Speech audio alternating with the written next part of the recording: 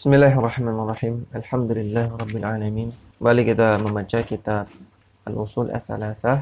Qala Asy-Syafi'i rahimahullahu taala. Kata musannif kitab Al-Usul Ats-Tsalatsah, Al-Imam Asy-Syafi'i rahimahullah mengatakan,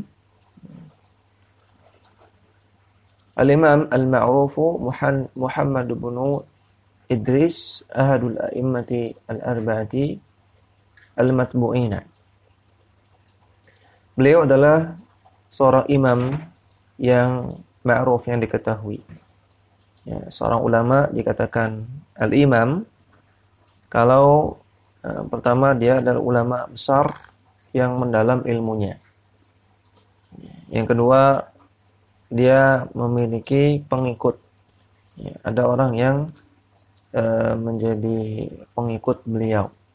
Ini orang yang mengikuti fatwa-fatwa dan qawaid-qawaid beliau. Maka disebut dengan al-imam. Yang nama beliau adalah Muhammad bin Idris. Di Asy-Syafi'i nama aslinya Muhammad bin Idris. Salah satu imam mazhab yang 4. Yang matbu'in, yang diikuti oleh kaum muslimin. Imam Syafi'i mengatakan, "Lau ma anzalallahu hujjatan ala khalqihi illa hadhihi surata lakafathum." Andaikan Allah Subhanahu wa taala tidak menurunkan hujjah, tidak menurunkan dalil kepada makhluknya kecuali surat ini saja, yaitu surat Al-Asr, maka itu sudah mencukupi. Ini perkataan Al-Imam Asy-Syafi'i. Disebutkan di catatan kaki. Perkataan ini disebutkan oleh Syekhul Islam Ibnu Taimiyah dalam kitab Al-Istiqamah, dan juga disebutkan oleh Ibnu Katsir rahimahullah dalam tafsir Ibnu Katsir. Muraduhu, maknanya, annaha suratun mujizatun mukhtasaratun. Surat Al-Asr adalah surat yang ringkas dan ringkas. Illa anna laha dalalatan azimatan, kecuali atau namun di dalamnya terdapat pendalilan yang sangat agung. Haitsu innaha dallat ala anna an-nasa fariqaini, yaitu ketika surat Al-Asr tersebut menunjukkan bahwasanya manusia terbagi menjadi 2 golongan, yaitu khasirun murabihun, yaitu manusia yang merugi dan manusia yang beruntung. Wa fiha dzikru asbabir ribhi wal fawzi wal falahi. Demikian juga dalam surat Al-Asr disebutkan sebab-sebab untuk mendapatkan keuntungan, mendapatkan fauz, kemenangan, dan al-falah, keberuntungan dunia dan akhirat. Kemudian musannif mengatakan, wa qala al-Bukhari rahimahullahu taala, Al-Imam Bukhari mengatakan, Al-Imam Bukhari adalah Al-Imam Muhammad bin Ismail sahibu as-sahihi fi kitabih Al-Jami' as-Sahihi fi kitabil ilmi. Imam Bukhari nama aslinya adalah Al-Imam Muhammad bin Ismail. Nama aslinya Muhammad bin Ismail. Beliau adalah sahibu as-sahih, penulis kitab as-sahih, maksudnya Sahih Bukhari. Dalam kitab beliau, yaitu kitab Al-Jami' as-Sahih, ini judul asli kitab Sahih Bukhari, judul aslinya adalah Al-Jami' as-Sahih. Dalam kitab beliau Al-Jami' as-Sahih di bab al-ilmi, kitabul ilmi, maksudnya bab al-ilmi. Imam Bukhari mengatakan, babun al-ilmu qabla al-qawli wal-amali, bab ilmu itu harus ada sebelum berkata dan sebelum berbuat. Wa dalilu qauluhu ta'ala, dan dalilnya, kata beliau, kata Imam Bukhari, dalilnya, fa'lam annahu la ilaha illallah wastaghfir li dzambik. Ketahuilah bahwasanya tidak ada sesembahan yang berhak disembah kecuali Allah, dan mintalah ampunan terhadap dosa-dosamu kepada Allah. Surat Muhammad ayat ke-19. Nah, sampai sini perkataan Al-Imam Al-Bukhari. Dan perlu diketahui bahwasanya fiqih atau pemahaman atau pendapat Al-Imam Al-Bukhari itu terletak pada judul-judul beliau. Kalau kita lihat kitab Sahih Bukhari itu isinya hadis-hadis. Isinya tidak ada penjelasan. Namun penjelasan atau pendapat Al-Imam Al-Bukhari itu terletak pada judul-judulnya. Qala asy-Syaikh, berkata Syekh Muhammad Tamimi, fabada'a bil ilmi qabla al-qawli wal amali. Lihatlah, Imam Bukhari memulai atau Imam Bukhari berdalil dengan ayat di atas surat Muhammad ayat 19. Dan Allah di sana bada'a bil ilmi, memulai dengan ilmu, qabla al-qawli wal amali, sebelum perkataan dan sebelum perbuatan. Ai bada Allahu fi al-ayati bil ilmi. Maksudnya Allah Ta'ala memulai dalam ayat di atas surat Muhammad ayat 19, Allah memulai dengan ilmu, yaitu fa'lam. Allah katakan fa'lam, ilmuilah. Ya, fa'lam bisa kita artikan ketahuilah, dan juga bisa kita artikan ilmuilah, fa'lam. Allah mulai dengan ilmu. Qabla al-qawli wal amali, sebelum perkataan dan perbuatan. Wa wal istighfaru, yaitu istighfar. Perkataan dan perbuatan tersebut adalah istighfar. Fa'amara Allah awalan bil ilmi, maka Allah Ta'ala memerintahkan yang pertama kali memerintahkan untuk mengilmui bitauhid, yaitu mengilmui tauhid. Dengan Allah Ta'ala katakan fa'alam annahu la ilaha illahu, fa'alam annahu la ilaha illallah, ketahuilah atau ilmuilah bahwasanya tidak ada sesembahan yang berhak disembah kecuali Allah. Tsumma amara tsaniyan, kemudian setelah itu yang kedua Allah perintahkan bil istighfar, untuk beristighfar. Faqala, Allah katakan wastaghfir li dzambika,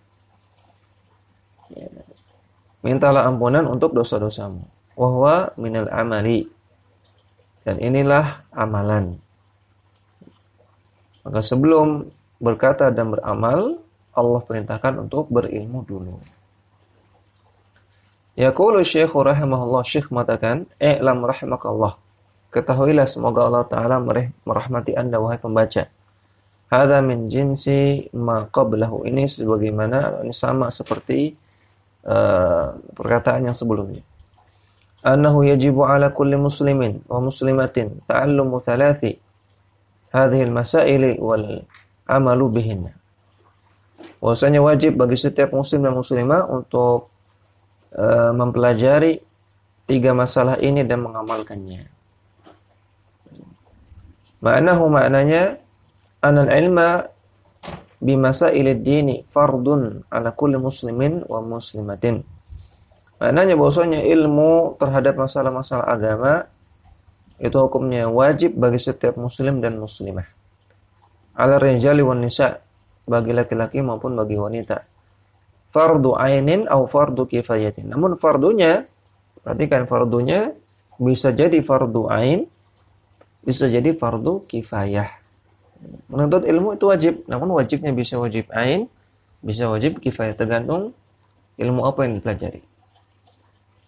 Kalau Allah Ta'ala berfirman, man amila salihan min dzakarin aw untha wa huwa mu'min, barang siapa yang mengamalkan amalan yang saleh, baik laki-laki maupun perempuan, dan dia beriman, falanuhyiyannahu hayatan thayyibah, maka akan kami berikan kepada dia kehidupan yang baik, walanajziyannahum ajrahum bi ahsani ma kanu ya'malun, dan akan kami berikan ganjaran kepada mereka dengan ganjaran yang paling baik atas amalan yang mereka lakukan.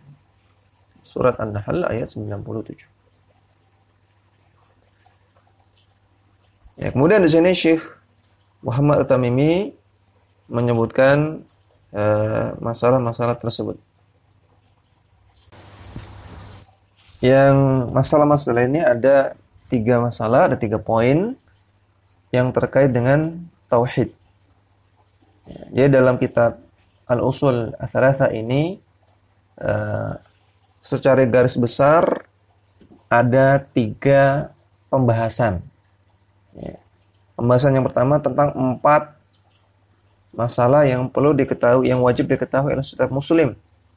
Yang sudah dibahas, yaitu ilmu, amal, dakwah dan sabar. Ini 4 masalah yang wajib diketahui oleh setiap muslim. Kemudian ada 3 masalah dalam bab tauhid. Ada 3 kaidah dalam bab tauhid. Ini yang kedua, pembahasannya kedua. Pembahasannya ketiga baru tentang al-usul ats-tsalatsah.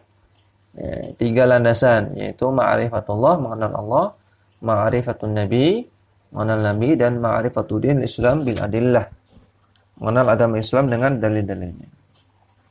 Ini masalah ini bagian yang kedua, yaitu 3 kaidah dalam masalah tauhid.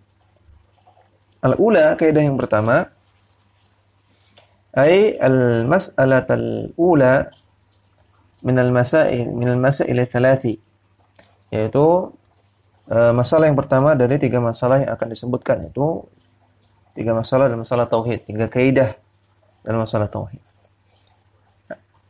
Anna alama anna Allah khalaqana wa razaqana wa lam yatrukna hamalan. Hendaknya kita mengetahui bahwasanya Allah Subhanahu wa taala telah menciptakan kita, dan Allah Subhanahu wa taala telah memberikan kita rezeki, dan tentunya Allah Subhanahu wa taala lam yatrukna hamalan, tidak akan membiarkan kita dalam keadaan terlantar. Ai muhmilina la nu'maru wa la nunha. Maksudnya Allah Subhanahu wa taala tidak membiarkan kita dalam keadaan terlantar, tidak diberikan perintah, tidak diberikan larangan. Wala nasiru ala minhajin qawimin, dan tidak membiarkan kita tidak berjalan di atas jalan yang lurus, membiarkan kita seenaknya, membiarkan kita sembarangan tanpa arah. Tidak mungkin Allah demikian. Tidak membiarkan kita, tidak menunjukkan kita kepada jalan yang lurus, tidak mungkin demikian. Bal innahu subhanahu wa ta'ala qad arsala ilaina rasulan. Bahkan Allah Subhanahu wa taala telah mengutus kepada kita rasul bil huda wa dinil haqqi, dengan membawa petunjuk dan agama yang benar.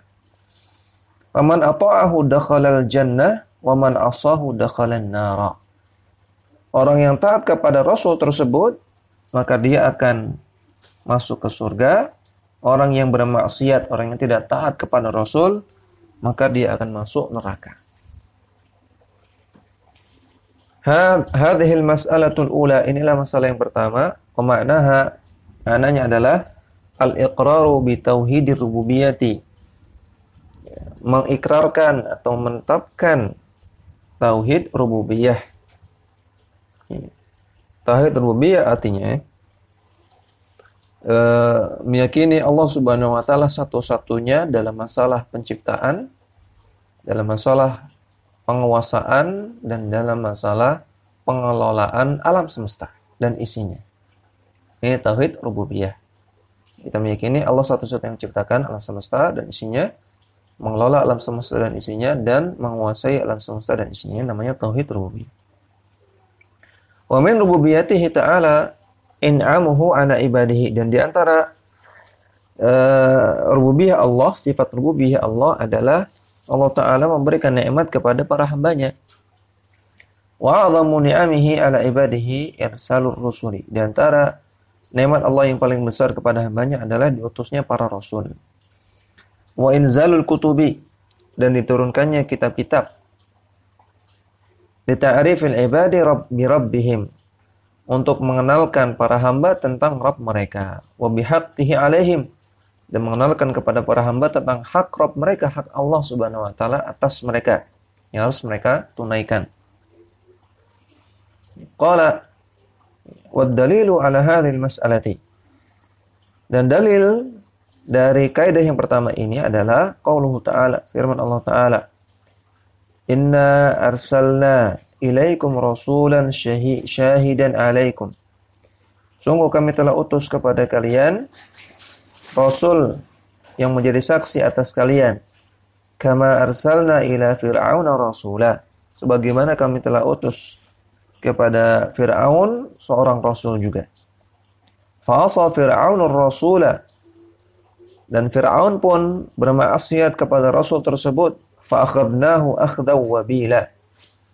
Dan kami berikan kepada dia hukuman yang keras.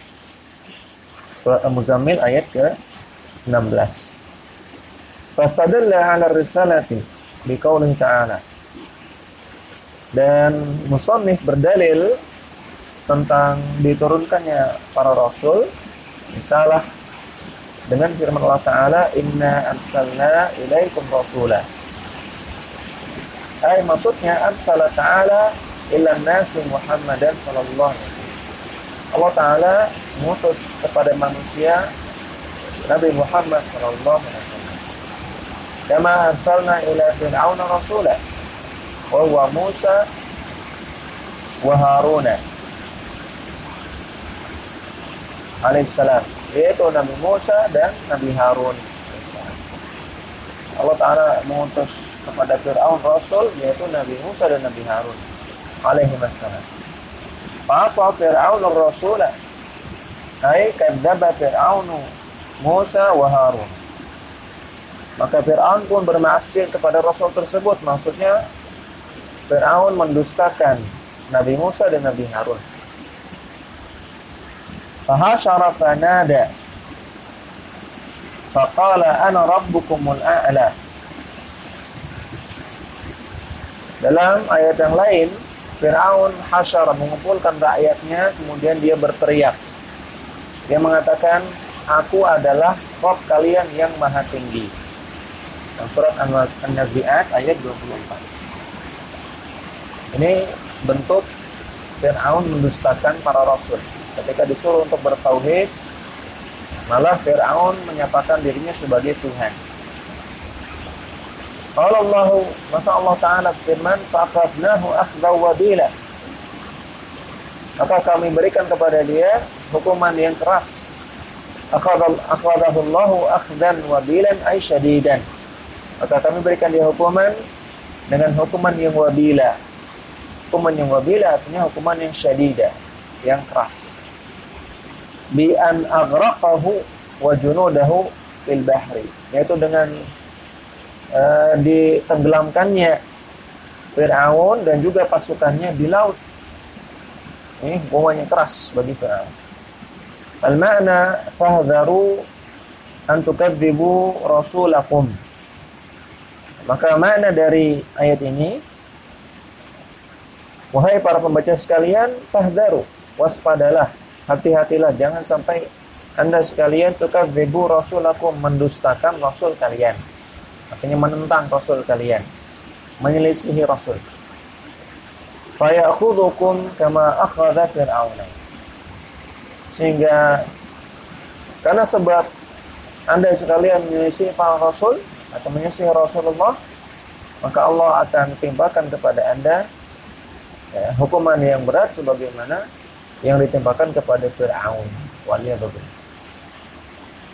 Fa'aqadahu Allahu nakalal akhirati wal ula. Maka Allah Ta'ala akhada, memberikan hukuman kepada orang-orang yang demikian di akhirat dan ula, dan di dunia. Maka orang yang menyelisihi Rasul akan mendapatkan akibatnya di dunia dan juga di akhirat. Wa dalilu ala anna Allah khalaqana wa razaqana. Dan dalil bahwasanya Allah Ta'ala yang menciptakan kita dan bahwasanya Allah Ta'ala telah memberikan rezeki kepada kita. Qauluhu Ta'ala, firman Allah Ta'ala, Allahul ladzi khalaqakum tsumma razaqakum. Dialah Allah yang telah menciptakan kalian dan memberikan kalian rezeki. Surat Ar-Rum ayat 40. Ini kaidah yang pertama. Kaidah yang pertama, Allah kan sudah ciptakan kita, sudah kasih kita rezeki. Maka nggak mungkin Allah menyia-nyiakan kita. Pasti Allah ngasih petunjuk kepada kita.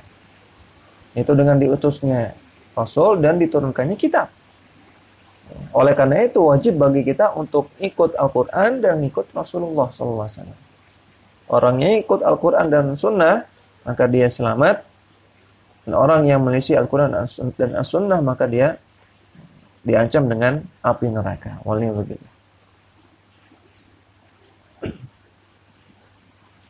Atsaniyah, yang kedua, anallaha la yarda ayyushraka ma'ahu ahadun fi ibadatihi. La malakun muqarrabun wa la nabiyyun mursalun. Kaidah yang kedua, Allah Subhanahu wa taala tidak akan pernah ridha dipersekutukan dengan apapun dalam peribadahan kepadanya. Baik dipersekutukan dengan malaikat yang didekatkan oleh Allah, ataupun dipersekutukan dengan nabinya yang diutus oleh Allah. Ya, artinya Allah Subhanahu wa taala tidak pernah ridho kepada perbuatan syirik. Baik syiriknya itu syirik kepada Allah dengan menjadikan malaikat sebagai sesembahan ataupun menjadikan nabi sebagai sesembahan. Ya, kalau ada orang menyembah malaikat, tetap dia syirik. Allah enggak ridho. Walaupun yang disembah malaikat, makhluk yang mulia, yang muqarrabun, yang didekatkan. Walaupun yang disembah itu nabi, walaupun disembah itu Rasulullah sallallahu alaihi wasallam, tetap Allah enggak ridho walaupun Rasulullah adalah makhluk yang paling mulia. Tetap Allah tidak ridho dengan kesyirikan.